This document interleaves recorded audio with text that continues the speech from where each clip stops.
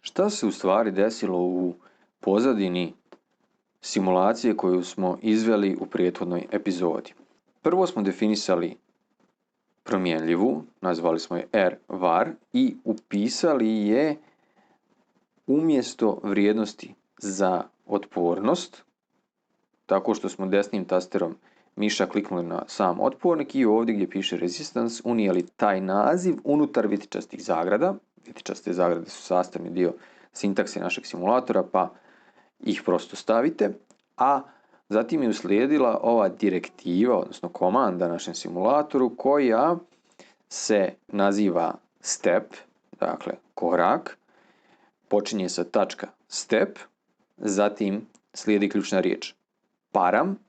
Ta ključna riječ param najavljuje da dolazi parametar i u skladu sa ovim parametrom ovakva vrsta simulacije se naziva upravo parametarska simulacija, gdje je ova promjenljiva u stvari parametar koji se mijenja za svaki korak simulacije.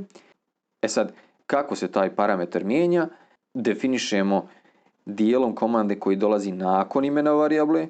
Najjednostavnije je da upišemo ključnu riječ list i zatim navedemo konkretne otpornosti za koje želimo da vidimo rješenja kola. U ovom konkretnom slučaju imamo 1 kg, 2 kg, 3 kg, 4 kg, što znači da smo kao rješenja dobili, kliknite ovdje da dobijete kursor, odnosno ovaj mali prozorčić, da smo kao rješenja dobili struje za otpornost od 1 kg, 9 mA. To nam je već poznato.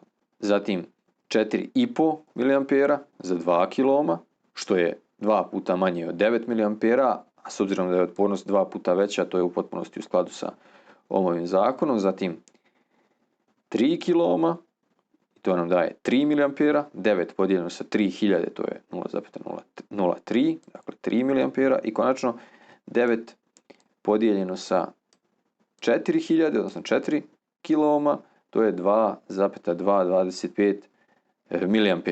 I na ovaj način, promjenom otpornosti potrošača, odnosno posmatranjem zavisnosti promjene struje od promjene otpornosti potrošača, potvrđujemo ispravnost Ohmovog zakona, s obzirom da je u skladu sa relacijom I jednako V podijeljeno sa R i na grafiku struja obrnuto proporcionalna otpornosti.